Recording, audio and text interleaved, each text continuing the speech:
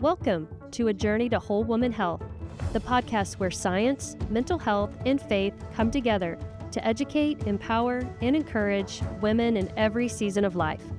We are your hosts, Dr. Jamie Irwin, board-certified OBGYN, and Dr. Mary Catherine Nader, licensed professional counselor with a PhD in counselor education and supervision.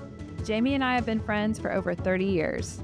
Each week, we explore the intersection of body, mind, and soul, bringing you evidence-based medicine, meaningful conversations about mental health, and stories that remind us we're not alone on the journey. So take a deep breath, settle in, and let's begin the journey. Welcome back to the podcast. Thank you for joining the journey. We have a special guest in studio bringing you a really fantastic episode. Whether you're a mom, a caregiver, an aunt, a teacher, this episode is for you. Because what if the behaviors that we're correcting in our kids are actually signals we are missing? Yes, we're so excited, Kate, to have you. Kate is a licensed professional counselor supervisor. She specializes in treating anxiety and chronic illness in kids and teens. And how long have you been in practice now? You've been a therapist a long time. I've been a therapist a long time, but my private practice turns 5 in a couple weeks. That's so exciting. That's so fun. Yes. And so we're just so excited that you're here and to talk about these important topics. We know it's going to be really helpful. So just to start us off, what brought you into this practice? What made you interested in being a therapist? Working with kids? Well, thank you guys for having me. I always go back to, so in high school, I was sort of always the friend who all the friends' parents called and asked if their kids were okay, and wanting to check in, and their kids didn't talk to them.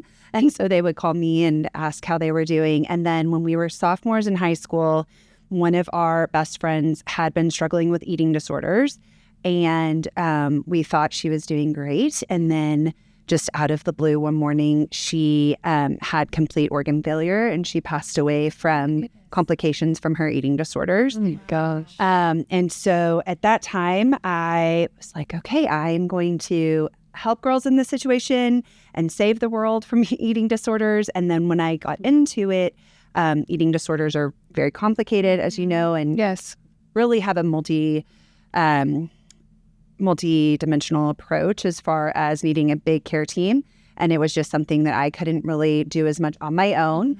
And so then I just kind of started hanging out with kids, and I'd always babysat and built rapport easily. And so I always say her name was also Catherine Ann. So I always say that she was really where I had my original inspiration from.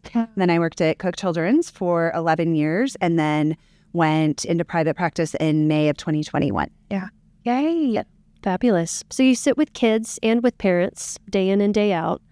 What sort of issues are you seeing in your private practice? So the office is called the Bug and Bee. So if I use that terminology, that's why. So at the Bug and Bee, I would say overwhelm, no matter how it kind of is coming out, is really the number one thing I hear from kids between sports commitments and not even just one sport, but it might be school sports plus club sports plus homework, plus they're in the play, plus their brother's driving them crazy. And so just in general, overall overwhelm and stressed out, a lot of self-induced pressure for a lot of times it's not even the parents demanding straight A's, it's the kids expecting that of themselves. I see a lot of friendship dynamics and just kind of how to navigate that, especially the middle school girls, which you cannot pay me to be a middle school girl again, but just the friendship dynamics and kind of problem solving, how to help with those. And then in the younger kids, I will see just behaviors where parents will kind of say, is this normal? Is this typical? Is this something I should be concerned about? And a lot of times, no, but sometimes yes. And so then we can address that. Because it's hard to know that as a parent. Yeah, sure. I've never parented before. There's not a lot of guidance as far as this is how you do it. This is how you parent. This is what's normal. I mean, we have our pediatricians, of course, who are amazing and really unsung heroes in the medical world. So shout out to all the pediatricians. We love you.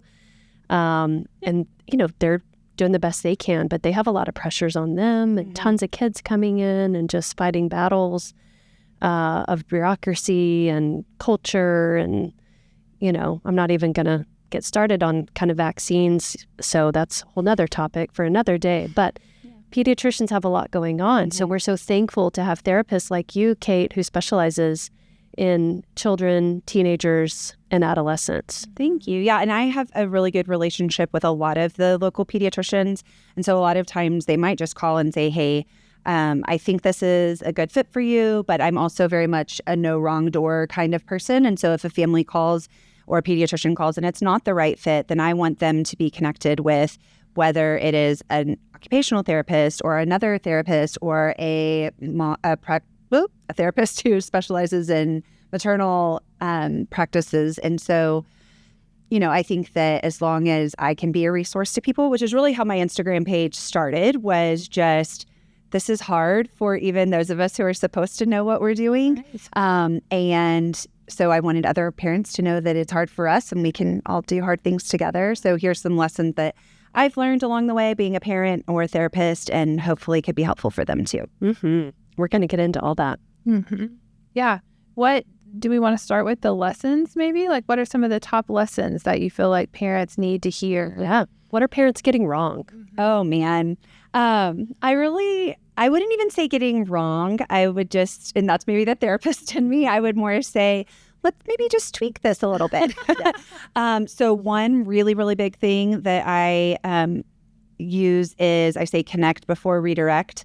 I'm big on one-liners, so I will share a lot of those. But a lot of times I think we're very quick to jump in there and either try to problem solve with our kids or try to fix it for them or scold them before we actually get on their level and connect with them. And so if it is anything from breaking the news that you're moving houses to your children and your daughter runs off, instead of just saying, well, no, come here, let's talk about it, being able to just go and sit with her and say, this is really hard. And not, it's going to be okay, not, I'm going to help you through this, just, this is hard. Yeah. Acknowledging how they're feeling. And so that's probably my biggest thing I encourage with parents. I'll also talk a lot about how our behaviors are all either to gain something or avoid something. So if you're seeing a behavior that you're not really sure what's going on, is there something they're trying to gain or is there something they're trying to avoid? So another example, maybe they're refusing bath time, but is it really that they don't want to take the bath, or is it they don't want to take the bath, which means go to sleep, which means be away from mom, which means go to school, which means be away from mom again?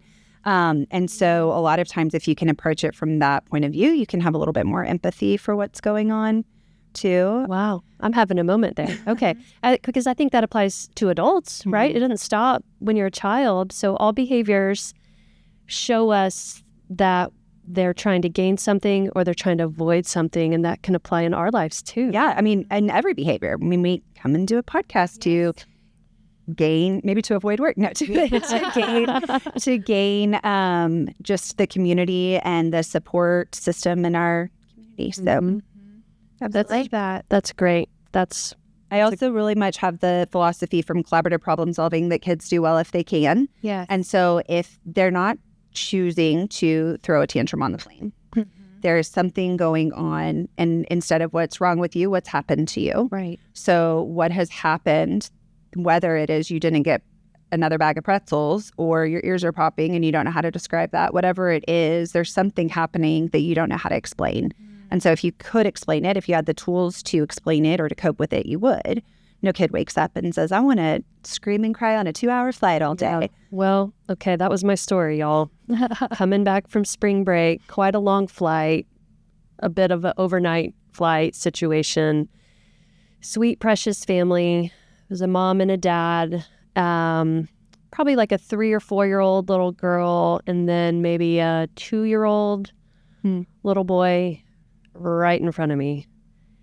And I tell you, like, my kids have had tantrums, okay? They've had a lot. Not so much anymore, every once in a while still. I mean, they're older, 10 and 15, but I have never, ever witnessed a tantrum quite like this. And it was excruciating because of how long it went on and on and on and on and on and on. Like, it was a very prolonged tantrum of full, all out lungs just screaming to the point where I just felt so bad for the parents. Right. Like, you're in this trapped, confined space. Yeah, and of course, yes. I mean, surely they felt every eye was on them.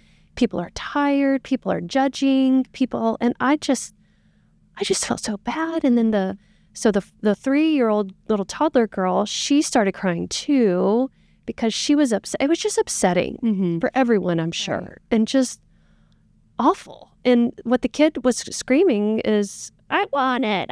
He wanted the iPad. And he wasn't getting it. So I don't know. Of course, you weren't there, but I wonder what could have been helpful in that situation for that family. I mean, I think as moms, whether it's a 2-hour tantrum or 2 minutes, it feels like 2 hours. And so I think just as witnesses in that environment, just giving the mom an empathic smile or pat on the shoulder, or we've all been there, you've got this, and just empathizing with her, because it's great that you have a big heart and think, how upsetting it was for you. But there were people on that plane that were probably really mad, which is also unfortunate. But I think that if we haven't been there, we will be there and have our version of that. And I think that, again, if you can come from the point of view of not, what's wrong with that kid, but what is happening? And so even if it is, he really wants the iPad and he's not getting it, so his tantrum is to gain the iPad, then he clearly doesn't have the skills and the communication to explain that. And you're right. I mean, it is a foreign setting. It is a small little barrel in the sky that suddenly they're stuck in, or maybe it was their first flight, or maybe, it's very overstimulating too. There's new smells and new sights and new feelings in their body, and they don't know how to explain that at that age. And so when we don't know how to explain things, it comes out like that. And sometimes it's 2 hours. Yeah. Oh, it was bad. I did. I felt so bad for her. I did just want to hold her. And well, if she's listening, she is a good mom. Yeah. We've all been there in some way. What else are you seeing in your practice? Lately, I've seen a lot of grief. I was talking to Mary Catherine about this because she has so much experience in the grief space. But between a big car accident in Fort Worth a few years ago, and then a few student deaths across the school community in Fort Worth, and then, of course, the flooding last summer, and a lot of grief in terms of, even if it's not grieving a direct loss, grieving maybe an experience that they were looking forward to. Or maybe I saw girls come in who were planning to go to camp and then couldn't or didn't go or didn't want to go or were then anxious about going. And so I have seen a lot of grief coming through lately. But really, I mean, anxiety, I feel like, is just the number one thing, and it rears its ugly head in all different ways. And a lot of times we don't even know that that's what our body's trying to tell us is, hey, I'm going into fight or flight mode and I don't like what's going on. Good. Yeah. So let's dig deeper into anxiety. Okay. Yeah, I think that's great. And I think, too, a lot of times grief and anxiety, I mean, I think anxiety is often the first response we have when there's a loss, especially for kiddos, because this is a whole new realization for them that people can leave, that I might never see them again, or that things can change so drastically. And that can make us and can make kids feel anxious because that's a big change. Yeah. And then all the what ifs start going through their heads of, what if we get in a car accident? What if my mom passed away? What if my grandma dies? So yes. How do you typically approach that with them when that topic comes up? So I will not sit there and tell a kid, so let's say maybe Sarah's grandmother died, but then Janie comes in and she's very worried that her grandmother's also going to die. I am not going to sit there and tell Janie, your grandmother's fine. She's not going to die. Another one of my one-liners is tell yourself the truth. Right. So tell yourself the truth. Is Granny healthy? Is Granny looked after? Does she have a good home? So I'm not going to say Granny's going to be fine, which we want to say as moms. But I will say, okay, but tell yourself the truth. Her grandma was sick, or her grandma broke her hip, whatever that is. And then, has your grandma broken her hip? No. Or yes, she has. Okay. Is she healing? Yes. Okay. So that's the difference. Mm-hmm. So that they can kind of come to that conclusion on their own. Yeah. And to try to, I always say, take the wind out of the sails of anxiety and try to say, okay, I'm not going to say it's not going to happen. Same thing with things like, if I have a kid who's anxious about their house catching on fire, I don't know their house isn't going to catch on fire, but I'll say, okay, so what would you like to do to help you feel safe if that happens? So we might make a fire escape plan. I might have them do that with their family. I might have them talk about how they stay safe and keep their stoves or their, whatever safe. And so just trying to kind of talk through the logical answers to some of those what ifs can help a lot. And validating it sounds like, instead of saying, don't worry about that, right. That won't happen. That's not helpful. Actually, that might be the one thing I won't say parents are doing it wrong, but I'll say, please don't do it. And so it's going to be fine. You're going to be okay. You're minimizing it in any way of, oh, you don't need to worry about that. You're worrying too much about that. But instead, just empathizing with it and recognizing it and acknowledging it. Mm-hmm. That's good. What else do you think parents can do that's helpful for these kiddos? I think that... Oh, man, that's a good one. Well, I think there's a few things. I think one, like I said, kind of making a game plan of what can we do to stay safe. I always also say, look for the helpers. And so if it is something bigger, then, okay, what can we do to try to help? What can we do that's actionable? Can we do a lemonade stand to raise money? Can we gather up our unused stuffed animals and send them somewhere? I think also, again, just sitting with them in that, and in that silence too, which I think we always want to fix it and we always want to make it better because we don't want to see our baby's hearts hurting. Mm-hmm. But sometimes we just have to take a breath for ourselves. And I think also modeling that for our kids. Right. So there will be some times that I'll just say, I need to take a break. And I go and I close my closet door, my wine, and I put my back to the closet door and just take a break. But I'm showing them it's okay to walk away from something and take a break and then come back to it when you can process it better. So I think regulating their own emotions about it too, because they're also, those little sponges. They're going to pick up everything that we say and do about it. Mm-hmm. That's great. So being honest with like what we need and modeling that for them to take care of. And I think modeling our own feelings. So in an I feel sentence, I feel blank, when or because blank. And so just being able to say, I feel really sad about moving too. I feel really frustrated when that happens also. I feel frustrated when Daddy leaves his dishes in the sink. Yeah. Those sorts of things. Kind of modeling that. Hypothetically. Yeah. Mm-hmm. I love it. Mm-hmm. That's great. That's really helpful. So really addressing it and helping them learn those tools to talk about how they're feeling and when. Yeah, that's good. What is going on in the child's brain when they're anxious? So I think it was Mary Catherine on another episode brought up a really good point. It's not the actual event. And I loved how you described it, that depression a lot of times is more about the past and anxiety is more about the future and the unpredictable future. And so our brains, as brilliant as they are, when they go into anxious mode, are really going into that fight, flight, or freeze mode. I know there's fawn and all the other things, but really, so I explain to parents that our brains develop from the back to the front. And so I'll ask kids, I'll say, what are the two things that we have to do to be able to live?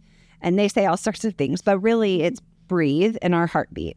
So that is what the back part of our brain is responsible for.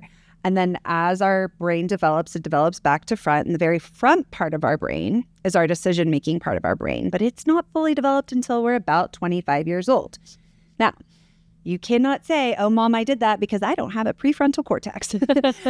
And so being able to I can hear my kids saying that. if there is a threat, and a threat could be a dinosaur outside, a threat could be a loud noise, a threat could be anything, to our brain, it signals this isn't safe.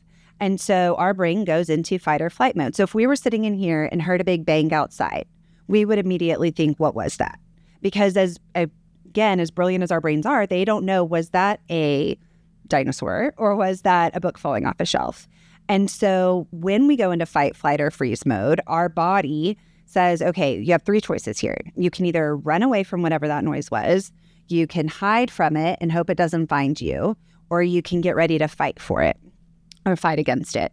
And so when their brain goes into that mode, it flips a switch, and that's immediately what they're doing. They're not getting their iPad. They don't even have the part of their brain to think through, well, maybe I could do something different. Mm-hmm. They are immediately saying, I'm going to fight this, or I'm going to run away from this. Well, I can't run away. I'm stuck in an airplane. There's not many places to hide, so I'm going to fight. Mm-hmm. And their brain goes into survival mode because our brain's number one job is to keep us safe. And so when we don't have the ability to think through that, our brain just goes into automatic mode and tries to take care of us.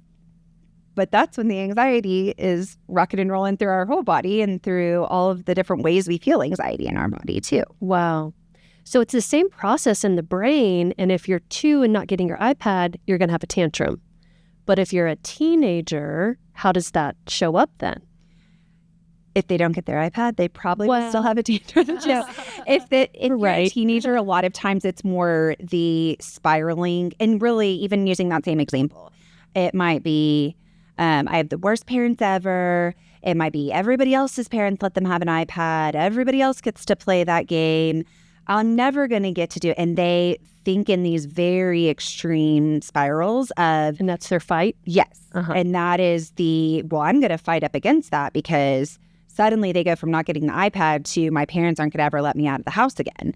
And that's not the logical place to go either. Right. And so they're immediately going into fight or flight mode. And when all those connections, especially in teenage years, when all those connections start being made in our brain, then we are more impulsive and we're making faster decisions because we're not thinking through it, but we think we can think through it. Oh, yeah. They think they're real smart. Oh, yes. They have all the answers for sure. And they might make you a PowerPoint presentation on what, it's not even called that anymore. A slide deck. It's a slide deck. Yes. Sorry. A slide deck of why they should have it. Listen, if you're on the YouTube, you also know that it's a slide deck. We've learned a lot. No, I'm still all about my PowerPoint. Yeah. Well, this has been really, really helpful. Okay. So we're going to do a second episode to follow up with this one. But just to wrap this one up, as a therapist and a mom, what do you want other moms to hear today? What do you want the big takeaway to be? I think going back to that, what is your child trying to gain or avoid? Recognizing that a lot of the physical things, that's where a lot of times we'll hear it come out with kids. Stomach aches, headaches. On the very extreme side, Catherine and I have seen this in the hospital. It looks more like non-epileptic seizures, or it looks like mutism. Like our bodies can go from these very small ways of showing anxiety to very big ways. And so just knowing that if you can get curious, and instead of just, well, did you poop today? If their stomach hurts, being able to say, gosh, I wonder why. What's going on? And giving them that chance to come back with an answer. And then you could even say, sometimes when I'm feeling nervous about something, my tummy hurts. I was just wondering, does yours ever hurt when you're feeling nervous? Because in that moment, your stomach we can go all into the biology of it, but your stomach is going into overdrive, trying to crank out extra serotonin, trying to help calm you down, and just making things worse. Waking up worse. No, it's true. It very much, and it goes back to that fight or flee. And all of those neurochemicals, those emotions really are showing up in your body with neurotransmitters and hormones that are being released and adrenaline. And for the GI system, that first part of your GI tract, it goes into hyperdrive. But then the second part of your GI tract, it slows down. Yeah. Because when you're running away from the dinosaur in your example, or the tiger, you don't have time to stop and go to the bathroom. You got to shut it down so you can run away. Right. And so things are in disconnect with the GI tract. So, okay, so it's good to recognize for moms that anxiety and emotions really are showing up in our children's bodies. Well, and I'll always say that, so the way I explain it to kids too is that one of the chemicals, it's like the command center on Inside Out. One of the chemicals in our brain that helps decide how we feel, anxious, overwhelmed, sad, angry, whatever, is called serotonin. and it works in our brain, but guess where it's made? It's made in our stomachs. So when our serotonin is high, life in Dr. Irwin world is great. Our worries are low, everything is good. But as our worries and stress goes up, our serotonin goes down. And our stomach says, I got you, Jamie, no big deal. I'll crank out some extra serotonin. We'll boost that. Everything will be good. But if your stomach starts hurting, that makes your worries go up even more, which makes your serotonin go down even more, which makes you even more anxious. And so doctors can prescribe SSRIs or selective serotonin reuptake inhibitors to increase serotonin and decrease worries. And therapists can help decrease worries to naturally increase your serotonin. We work together. We do. Okay, fun fact on that. I love that you brought that up. And I know this because I'm an OBGYN and, of course, take care of women throughout all seasons of their life. In the embryonic stage, when the embryo is forming, the gut and the brain, it's like a little tadpole all curled up in that early embryonic stage. There are pathways connecting the brain, the very primitive brain, and the gut, and they are right next to each other and they are connected. And then as the embryo grows into the fetus, there's more separation and space, but we still neurologically have all of these same pathways.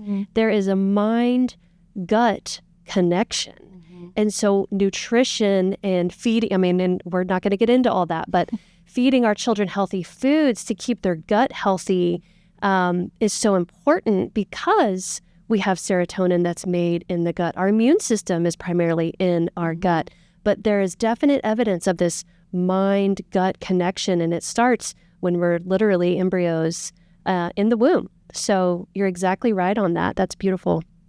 Very cool.